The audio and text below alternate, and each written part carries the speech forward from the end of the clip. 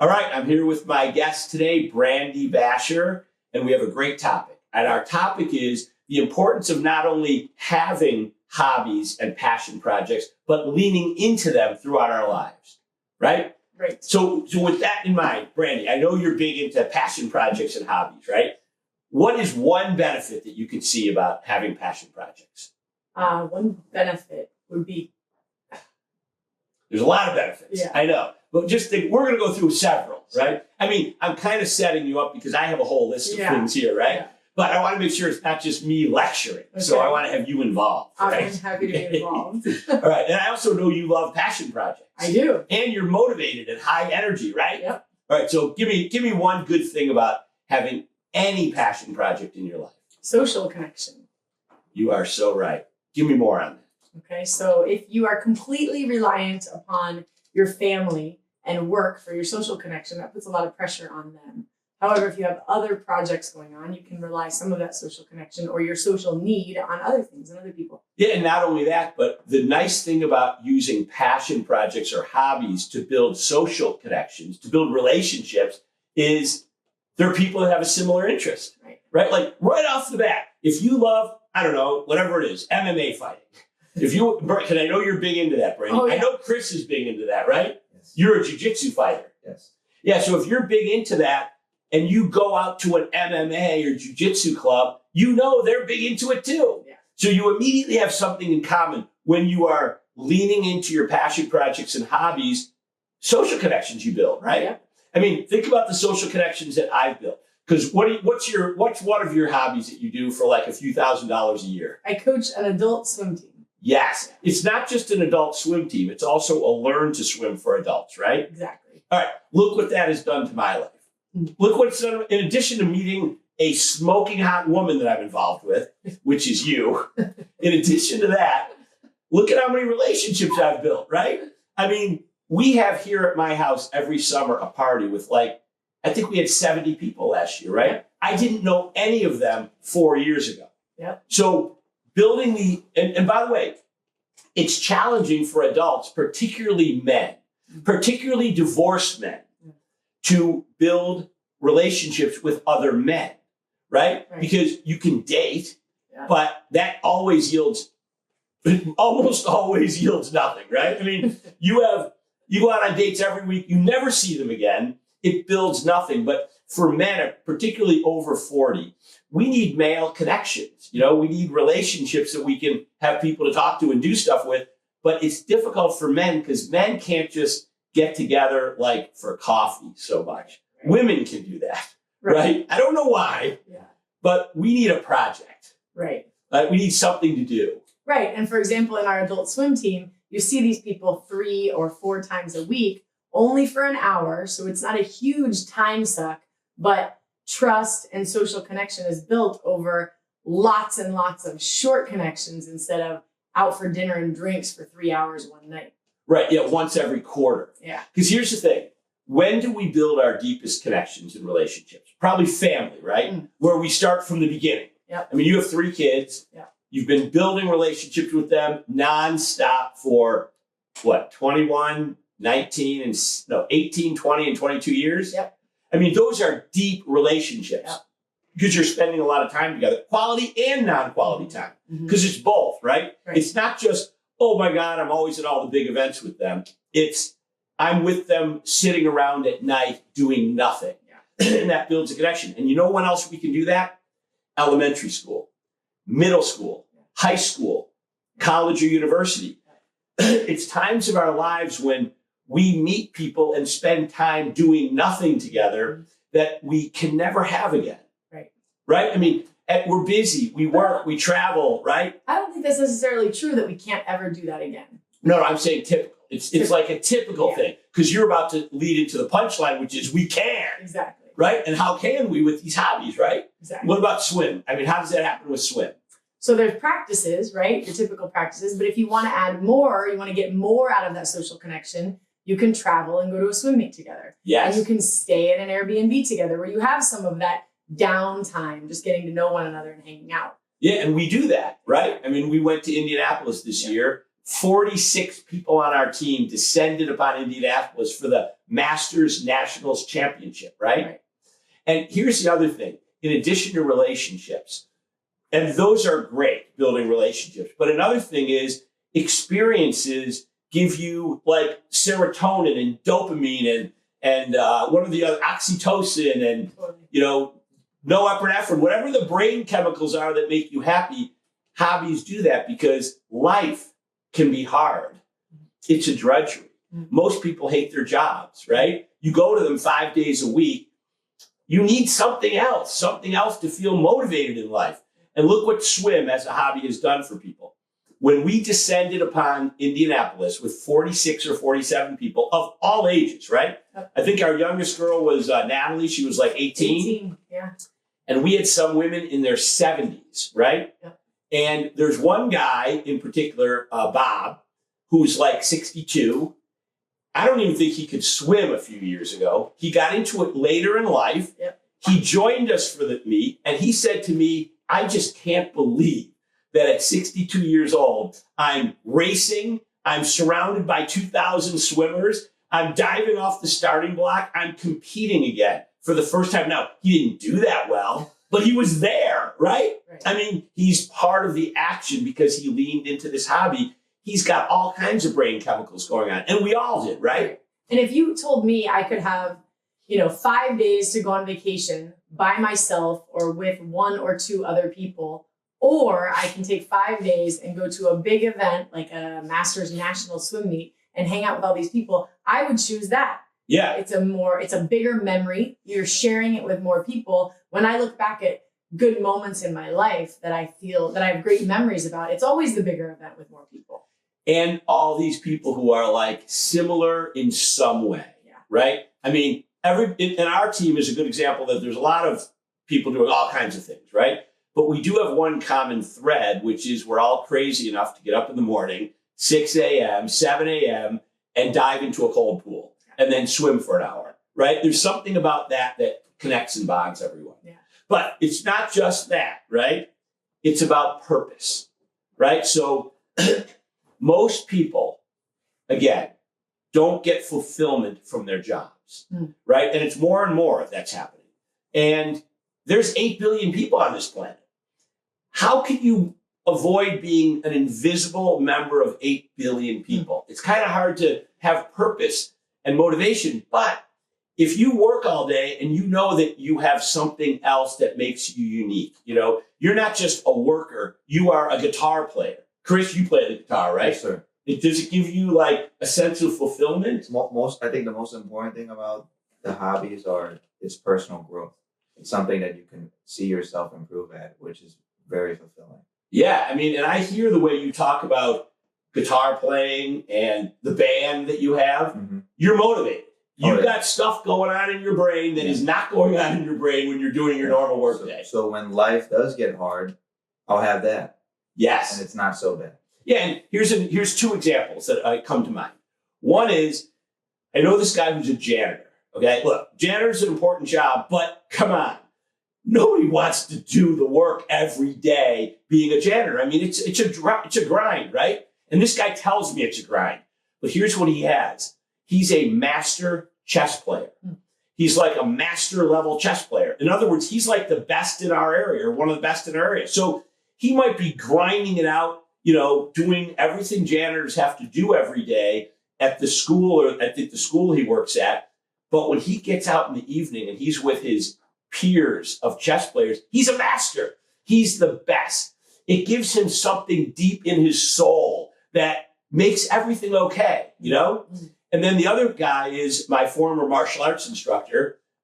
He was a fireman.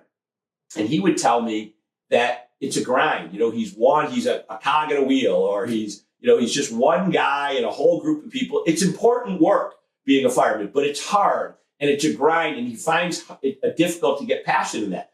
But he's like a 4th degree black belt in this martial art. When he steps into the dojo, everybody bows to him, right? Yeah. He's now not just a guy who's working for a living. He's a master. He's a leader. And it gives him a sense of fulfillment. And oh, by the way, he touches people's lives. He's touched my life, right?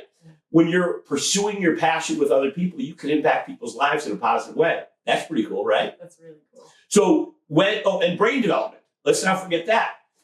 Brain development doesn't have to stop, right?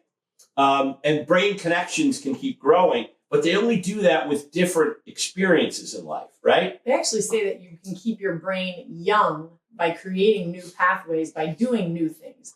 That's one of the things with swimming that I love is people that are in their 50s and 60s who've never learned how to swim, who decide to start doing that. Or people that are on the swim team and we're trying to teach them new techniques. Yeah. You can keep your brain younger by trying new things. Right. And that's what passion projects are all about. And I love that about the Learn to Swim program because there's people in their 30s, 40s, 50s, 60s, 70s, right? There's a few people in their 70s that go from being afraid to let go of the side of the pool in the low end to swimming in a swim meet. And we have two friends that are in their 70s, two women that now swim 3 days a week on the Masters team that couldn't even swim 3 years ago. They were afraid to even be in the water. And they both did that 50-meter swim in that swim meet that we had. Now, they didn't break any records, but they did it. They did it. And their brain was making new connections. Absolutely. They've never done before. The stress of doing something new. So I want to do that. I want to, as I age, learn new things, keep my brain young. Yeah, like you and I were talking about learning another language. Another great thing, it's fun to do, right? We should know another language anyway, but it helps builds our brain connections again, right? And that, to me, these are just the additional benefits of having fun doing a passion project, right? Yep. Whatever that is. So the other thing I was thinking about is fitness. It's not just brain fitness, it's physical fitness, right? Now, in our case, we swim, right? And that's pretty cool. And Chris, you're in the MMA world, right? You're in the Brazilian Jiu-Jitsu world. Yes, sir. It's great for fitness too. Yeah, absolutely. But it's not just great for fitness. Didn't you also say it was great for confidence? Oh yeah, because you feel humbled by the things you learn inside the gym, and it's all about how you show others respect and know the true nature of violence and understanding how bad. I'm just talking. But I think what you were saying earlier is it gives you mastering Brazilian Jiu-Jitsu. Gives you physical confidence wherever you are. Right? It's humbling when a guy just totally throws you down, and you're totally defenseless. Yeah, well, that's the humbling part of it. Yeah, that might not be the confidence part. And then you get confidence, like, oh, now I have to learn how to build my way back up. And then when you throw the other guy down, and I'm like, yeah, dude, I just did. No, I totally agree. Right? Because by the way, we live in a physical world. There's value in feeling physically confident when we're out. It's not only a physical world, but in many cases, it's a violent world, right? And you doing that hobby is doing two things at least. One is you like doing it, right? Two, it's giving you a skill. So it's and the confidence that you need to walk around every day, right? Yeah, I witnessed like a bar fight, and I was like, I have no idea what I would do in that situation. Right, but now you do. Now I can kind of figure it out. Now, I'm not encouraging you to have a bar fight, but at least end it. Yeah. Oh, yeah. By the way, maybe with the confidence that you have, you'd never have to get into it in the first place. Right, because I'll read the room. I'll know exactly what to do, and then when I carry on in my life, I have comfort. Right, but it's important. Like, what were you to say? Confidence isn't just, you don't just get physical. In this example, you're getting physical confidence because what you're doing is a physical hobby. Yeah. But I think there's a non-physical piece to this too. So, for example, my 84-year-old grandmother is a master knitter. She knits. Yes. So she knits socks and things for families and sweaters and blankets. But what she also does is, as she's become better and better at this, she now helps other people. So she'll sit in a knitting shop working on her project, and then someone else will come in and she gets confidence by being able to help them. And she builds relationships. Because when I asked her the other day, what do you do, now that you're retired and you're living in Colorado Springs or something? And she said, everything related to knitting, right? And who are your friends? People at the knitting shop. Exactly. Right? So she's helping people out with stuff. She's sharing a passion and she's building relationships. Yeah. And look, the fact is, very few people on earth don't need relationships. Most of us need relationships. And I'm not just talking about romantic partnerships. I'm talking about friendships, people to stimulate you intellectually, right? Yeah. We need banter. We need to talk to people. We need to spread our ideas, right? I actually talk about that with my coaches at Masters. That a lot of you think about a typical adult. They wake up in the morning, they get their lunch ready, they get their children, if they have children, off to school, they go to work all day. Work is not fun. Nobody cares about you at work. You're just getting your job done. And then they go home from work and they either have a good marriage or a bad marriage. They make dinner, they put their kids to bed, they go to sleep. Coming to the swimming pool or going to any hobby that you have is the one place in this world that people are happy to see you and you're happy to see them and you have some shared common interest together. So when the swimmers come to the pool, the coaches need to be reminded that this is the one place in the world that they're going to get a pat on the back, they're going to be told they do a good job, and they're going to be happy to see each other. Right. That's what hobbies and passion projects, I think, also bring. Yeah, and one of my former mentors, when he would interview people for jobs, he'd say, I sat in with an interview, he barely talked about their work experience. He was talking all about their hobbies. Yeah. And I asked him about it, and he said, well, I could tell a lot about somebody when I hear about what they're passionate about. Yeah. And it's fun to talk about it. And you like to have people you work with that are interesting. I mean, for the most part, right? Yeah. But so the question is it ever too late to start? I would say absolutely not. Yeah. It might be too late to start up. My 84-year-old grandmother is not going to pick up MMA fighting. Yeah, right? because she's physically unable to do it, right? But other than physical limitation, she could pick up a foreign language, right? Absolutely. She could pick up, we played that game last night that she was crushing us at, right? Yeah. She can do all kinds of things. And what I love about this group right now is we got a guy in his 20s, woman in her 40s, guy in his 60s, right? And we have, all of us are continue to start new projects, right? Yeah. There's tons of value in your 20s, your 40s, your 60s, your 80s, because the need never stops for us to continue to develop our brain and continue to build relationships. Although my brother the other day tells me, I think I've reached the point where I don't need to meet anybody else. I said, dude, you're like 62 years old. What are you talking about? You got like 30 more years on this planet. He goes, oh, I guess I hadn't thought about it that way. Maybe I do need to meet more people. But we do. We need to keep building new, because by the way, if you're with the same people all the time, your brain will start to soften a bit, right? Exactly. Meeting new people is another way to get your brain going. And again, with hobbies and passion projects, that's a good way to do that. Right. So it can go at any age, right? And I think it's A-okay to try something. Just the act of trying a new hobby or passion project, just because you don't like it. I knit, but I only knit when my grandmother's here. I don't like to knit, but when she's here, it's something we do together and it's fun. Why not try ping pong or pickleball? You can always say that one's not for me and try something different. Yeah, and it's cheap to try something new. I mean, unless you decide you're going to start ice hockey or something. Or triathlon. That gets really expensive, doesn't it? Yeah. So the key thing to me is taking action, because we're all busy, right? And people, I hear say this all the time. I heard it. So one guy I used to know said he always wanted to write a book. So this was like 2000, right? 24 years ago. And he says, I really want to write a book. I've always wanted to. I said, well, do you have something in mind? Yeah, I got something in mind. I've got the whole thing outlined in my head. I said, good, let's start writing together. Well, I'll start writing a book. You start writing a book, and we'll motivate each other.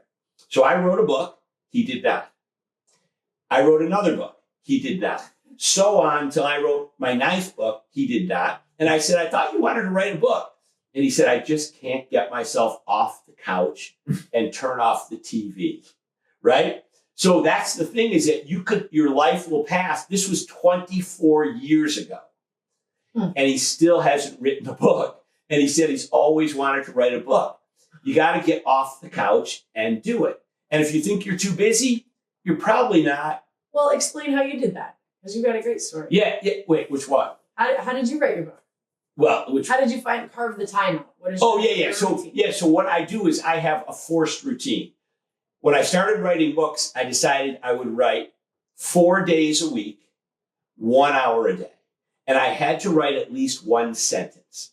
That's been my mentality. Now, once you finally get yourself into the zone and start banging the keys, 1,500 words are done. But my mission was 4 days a week, one sentence at least, for 1 hour a day. Now, when do you fit that time in? Depends on your schedule. What I do is I start at like 5:15, 5:30 in the morning. I write for an hour, 4 days a week. And that gets me going to the point where you're making progress. And oh, by the way, not that everybody wants to write books, but here's the thing that keeps most people from writing a book. They think they're writing a book But if you outline it, you're really only writing chapters, right? Every 2 days, you get another chapter done. So it's not so overwhelming, but it's taking action, which is what I try to get people to do. I try to get my kids to do it all the time. Take action. Here's what taking action did to my friend Ray. He joined a Christian frisbee golf because he wanted a hobby. He wanted to take action. He wanted to meet people. He met his wife, who we had dinner with at their house about 3 weeks ago, right? I mean, that's a great example of somebody who leaned into a situation, got off the couch, shut off the TV, and did something that he thought he really liked, which he did, and he met his wife over it. It's not bad. I heard a story one time of a guy that wanted to start going to the gym, right? He wasn't a gym guy. He was a couch TV guy, but he wanted to be a gym guy.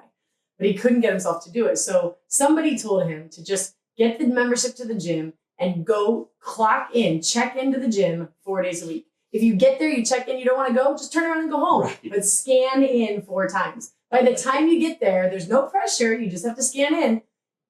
He would go sit in his car, and then he'd feel bad, so he'd go back in and exercise. Oh, he would actually go sit in his car? He'd be like, well, I did it. And he'd go back out. But then you're there, so then you're like, well, this is stupid. I'll go in and I'll lift one weight. I'll go in and I'll walk for 5 minutes. And then just that getting off the couch, taking action, like you said, just doing it.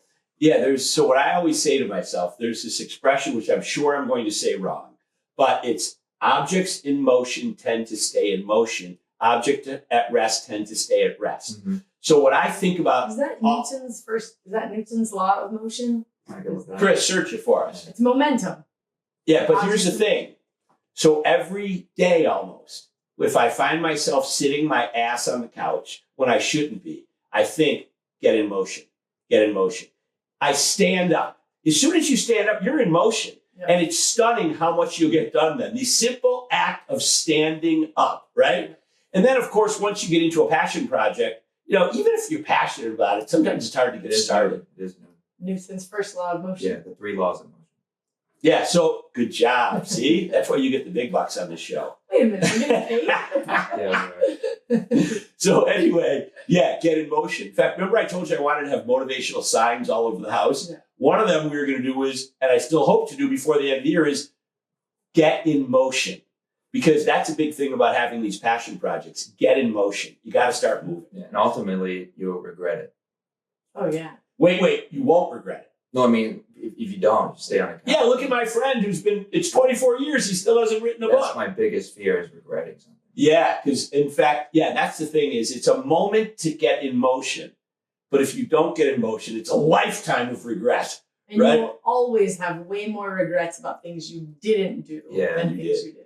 Okay, I tried pickleball. That was stupid. I didn't like it. But at least you tried It's like, now I know. That's right. I have this quote I always give my kids, which is, when faced with a choice of action or inaction, all things being equal, always choose action, right? Mm-hmm. I've been preaching that to them forever. And that's kind of like this, right? Mm-hmm. Choose action, and then you'll get into these projects, and before you know it, you'll have like 5 passion projects done after a few years. Yep. And then, by the way, you'll always be able to talk about those, right? Wherever you go, whatever relationship. Oh, and you know what else you do? You build knowledge surface area, which is, I consider it like your brain. The more experiences you have, the more passion projects you do, the easier it is for stuff to stick to it. New information, new relationships, new connections.